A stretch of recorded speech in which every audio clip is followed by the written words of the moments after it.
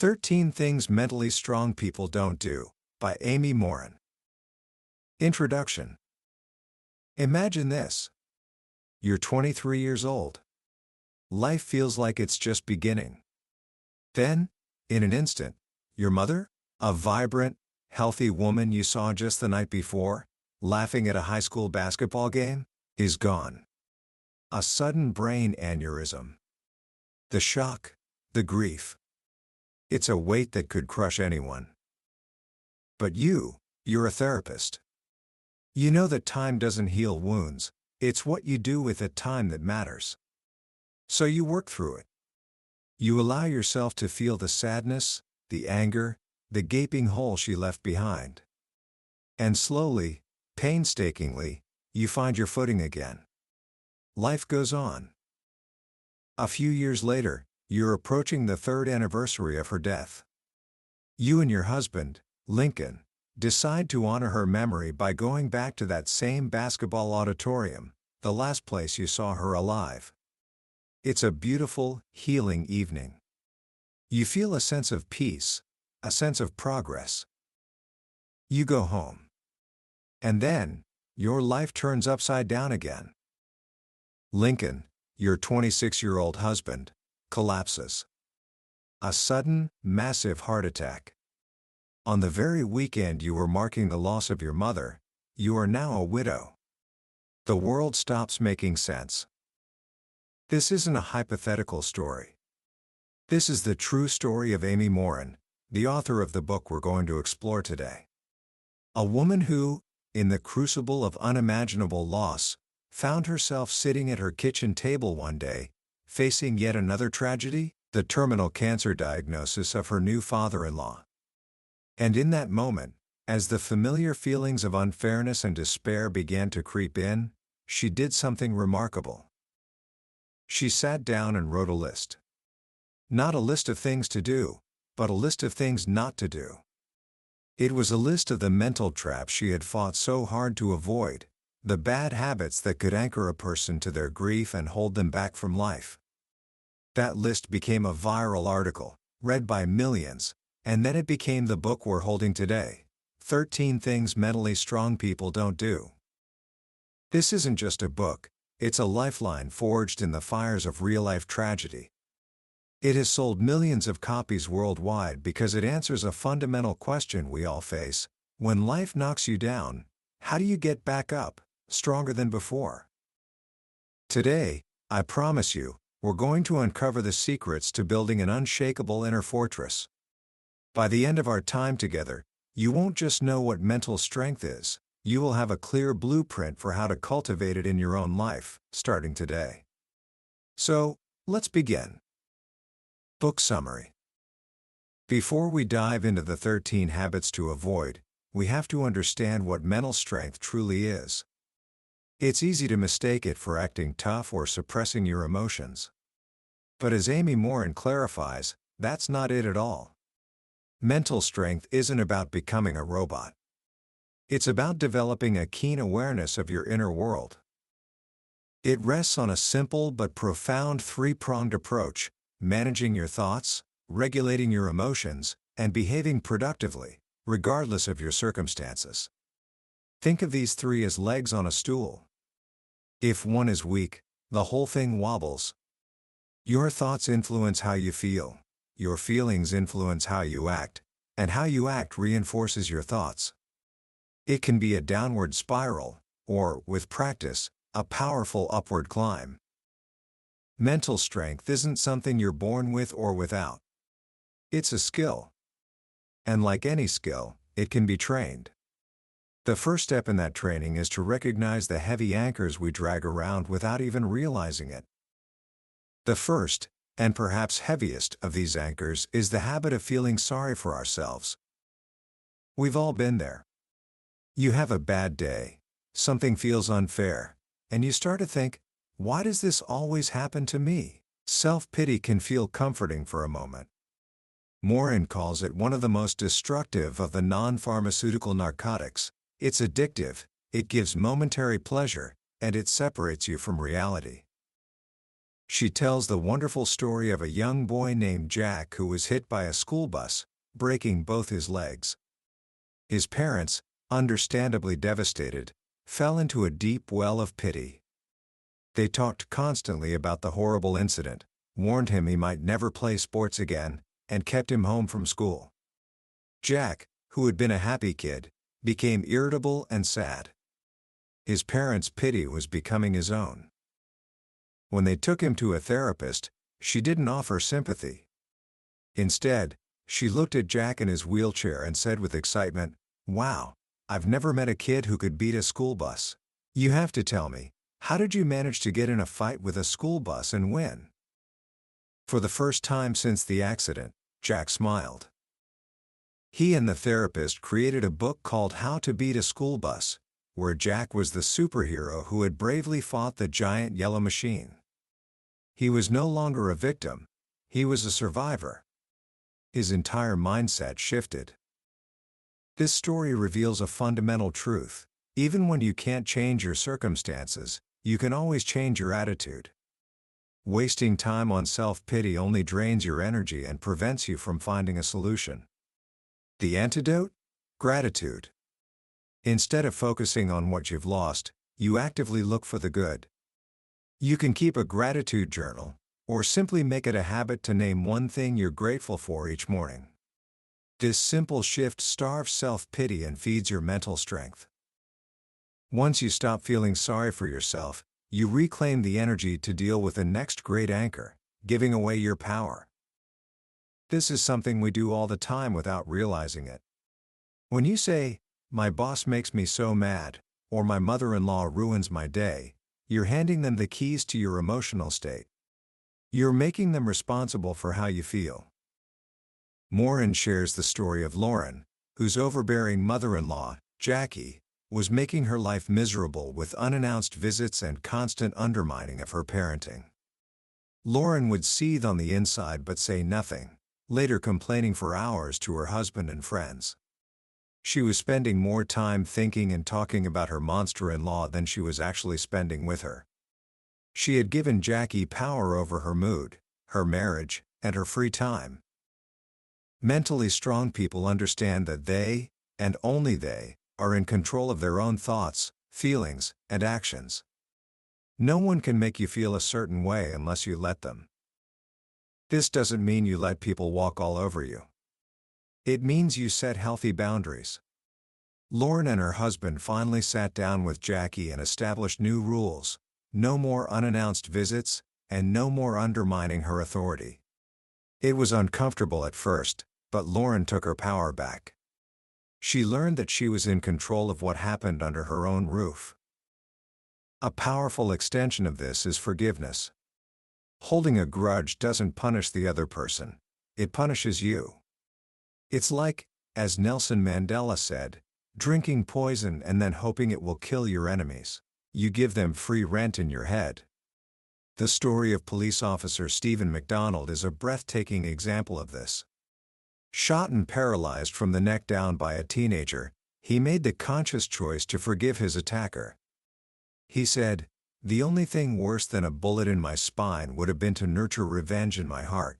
He refused to give his assailant the power to ruin the rest of his life. Taking back your power is about realizing you have a choice in everything you do. You don't have to go to work. You choose to go to work because you value the consequences, like a paycheck. This small shift in language is a constant reminder of your own agency.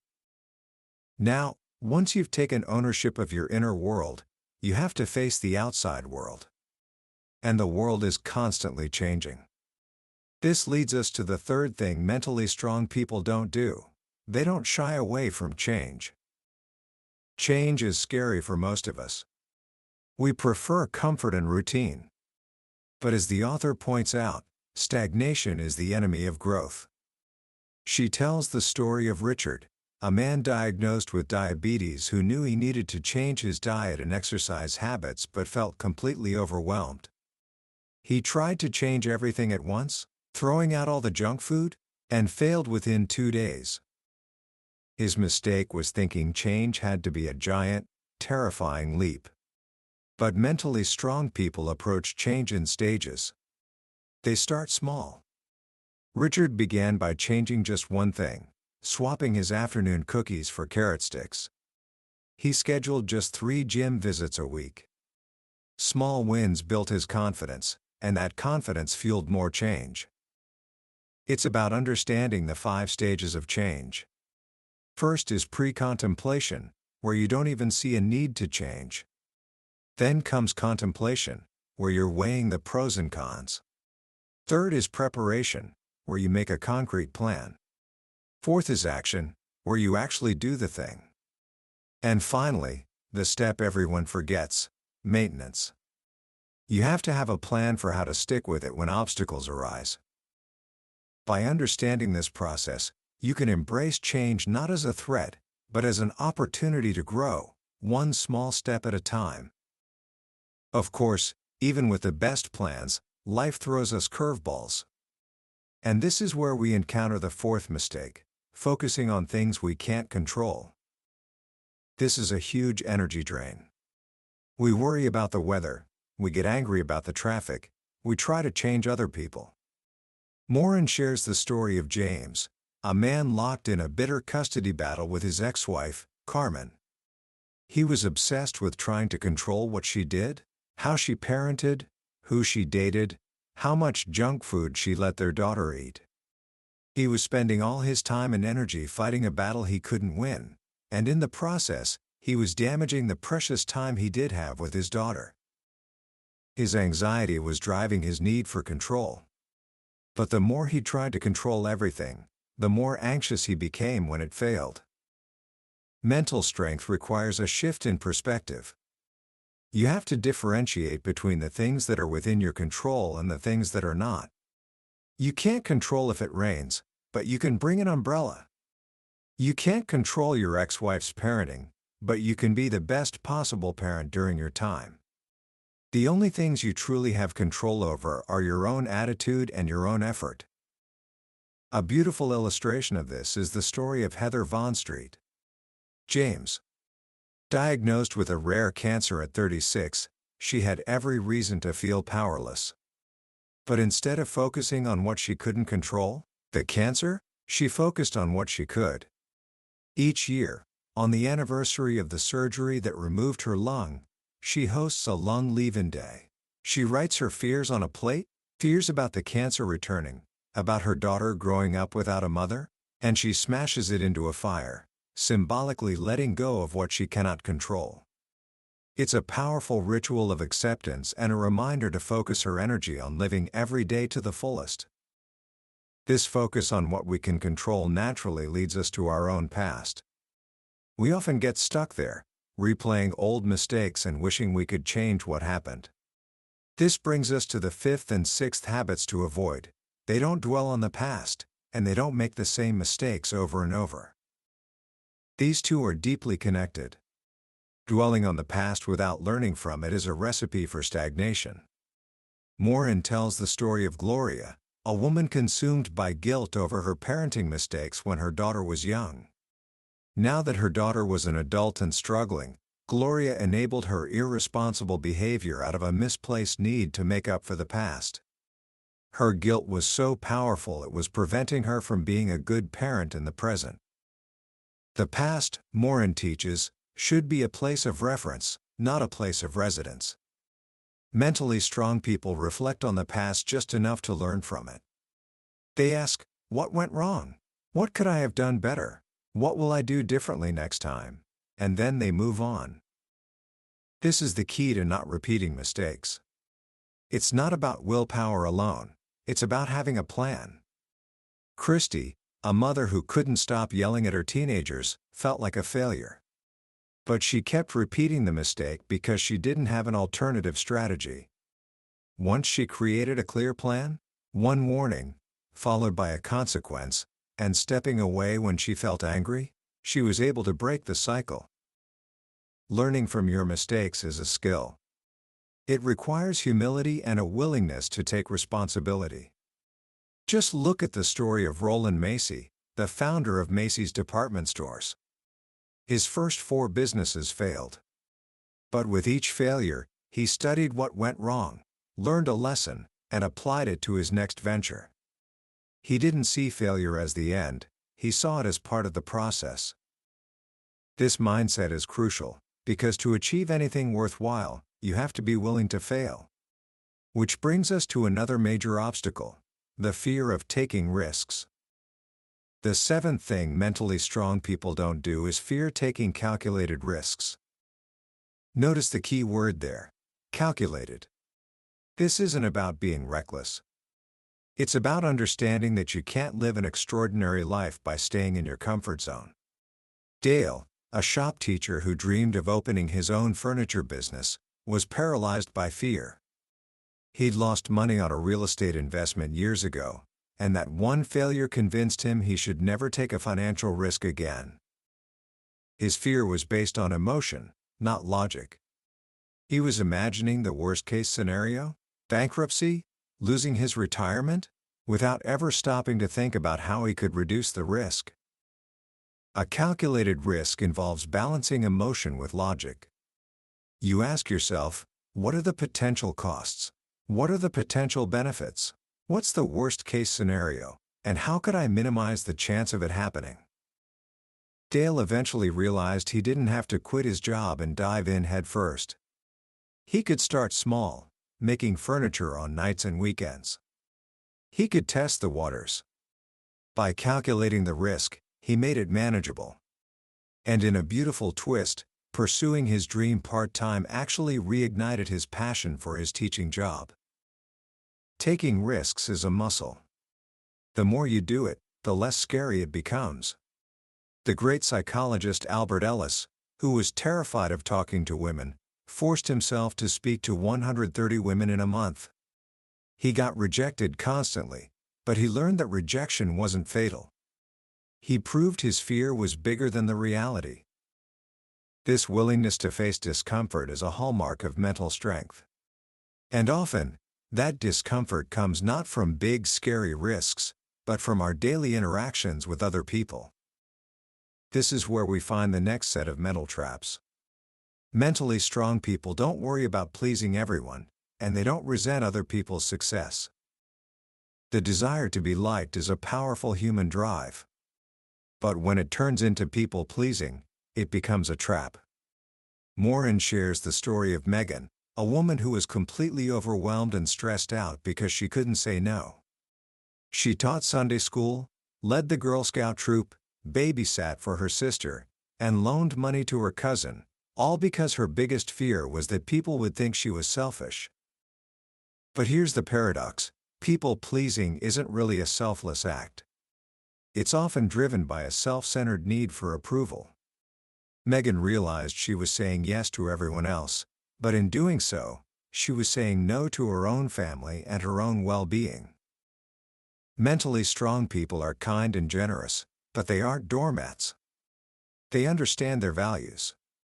They know who they want to please, and they accept that they can't please everyone. They have the courage to say no, politely and respectfully, without needing a long excuse. This confidence in your own path is also the cure for the next habit: resenting other people's success. Dan was a man who seemed to have it all, but inside, he was seething with resentment toward his more affluent neighbors. He was working exhausting hours and going into debt, all to keep up with the Joneses. His insecurity and his envy were driving his life. Resentment is a poison you drink yourself. It drains your energy and distracts you from your own journey. Someone else's success does not diminish your own. Mentally strong people understand this. They define their own version of success, based on their own values. For Dan, that was spending time with his family, not having the newest car. When you have your own definition of success, you can genuinely celebrate the accomplishments of others because you're not in competition with them. You're running your own race. You can even cooperate with them, as Milton Hershey did with H.B.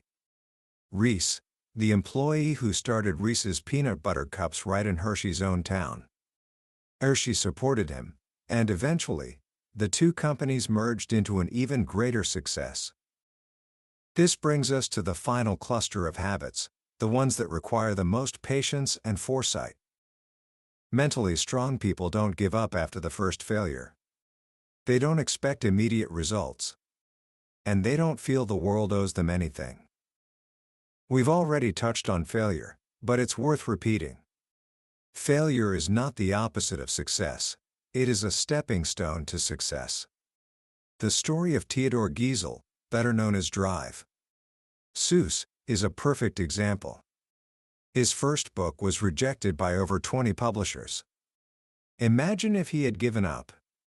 Walt Disney was fired from a newspaper because he lacked imagination. He went bankrupt. But he kept going. These stories aren't exceptions, they are the rule. Success is built on a foundation of failures that were learned from. This requires patience, which is the 10th habit to cultivate by avoiding its opposite, the expectation of immediate results. We live in a world of instant gratification. We want instant downloads, instant food, instant success. Marcy, a woman who came to therapy for a general sense of unhappiness, had a history of giving up on anything that didn't provide a quick fix: diets, hobbies, even therapy itself. But real, meaningful change is almost never instant. It's a marathon, not a sprint. Whether you're building a business, improving a marriage, or learning a new skill, progress is often slow and non-linear. There will be 2 steps forward, 1 step back. Mentally strong people understand this. They commit to the long haul. They celebrate small milestones along the way to stay motivated. James Dyson, the inventor of the bagless vacuum, built over 5,000 prototypes over 5 years before he got it right. That is the definition of not expecting immediate results. Finally, underpinning all of this is a fundamental belief system. The 13th and final thing mentally strong people don't do is feel the world owes them anything. A sense of entitlement is a subtle but powerful poison. It can come from a place of superiority, like Lucas, the new MBA graduate who thought he deserved a promotion after a few weeks on the job. Or it can come from a place of victimhood, the feeling that because life has been hard, the world owes you something to make up for it.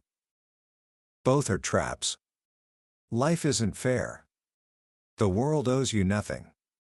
It was here first. Mentally strong people understand that success is earned, not owed. They focus on effort, not entitlement.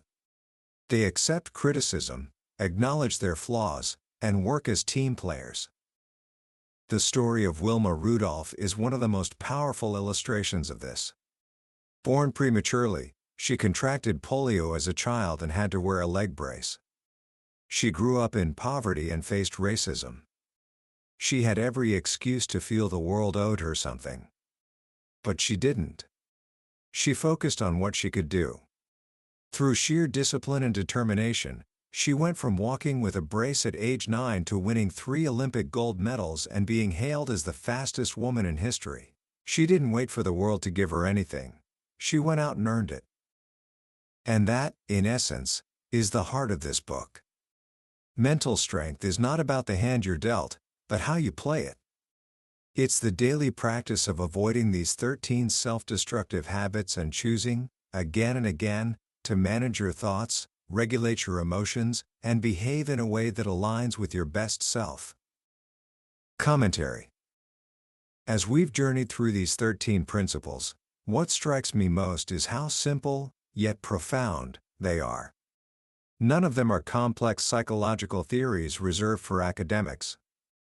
They are practical, everyday choices. And that is both the challenge and the beauty of Amy Morin's work. The most powerful lesson, for me, is the idea that our bad habits are often what hold us back more than our lack of good habits. Morin uses the perfect analogy of a man who works out at the gym for 2 hours every day but sees no results. What he fails to mention is that on his drive home, he rewards himself with a dozen donuts. He tells himself, "I deserve a treat."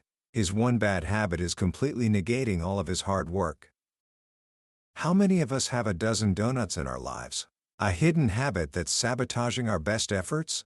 Maybe it's the habit of endlessly scrolling through social media and then wondering why we resent the curated, perfect lives we see. Or the habit of complaining about our jobs instead of taking small steps to find a new one. This book acts as a mirror, forcing us to confront those self-sabotaging behaviors we'd rather ignore. Another transformative idea is the distinction between feeling sorry for yourself and true healing.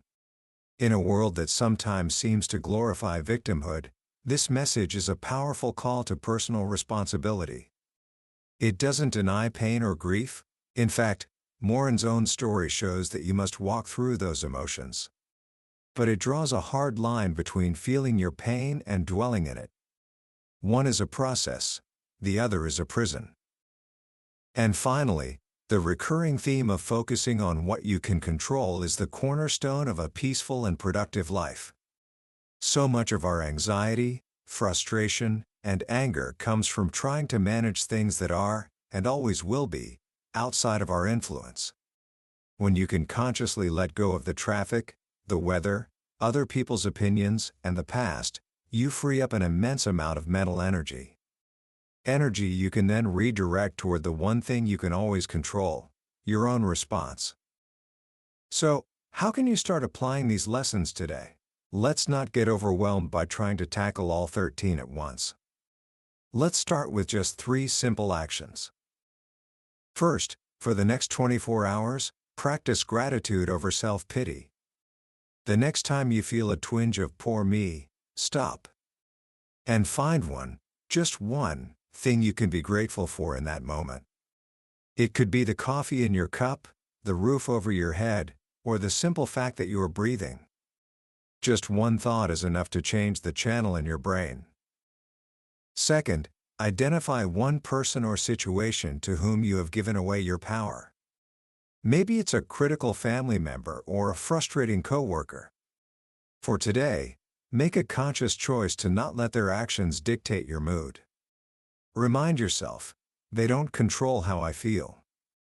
I do. This isn't about confronting them, it's an internal shift. It's about taking your power back. And third, schedule 10 minutes of alone time. No phone, no TV, no music. Just you and your thoughts.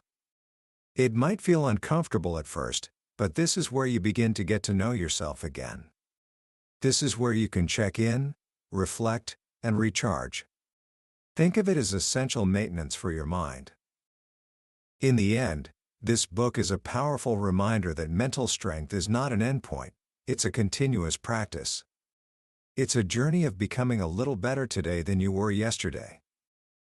That was a summary of 13 Things Mentally Strong People Don't Do by Amy Morin. We've covered the core ideas today, but I'll be honest with you, a summary can only ever be a map. The real treasure is found when you make the journey yourself. The true power of this book is in the quiet moments, when one of Amy's stories or a simple piece of advice connects with your own life in a way you didn't expect.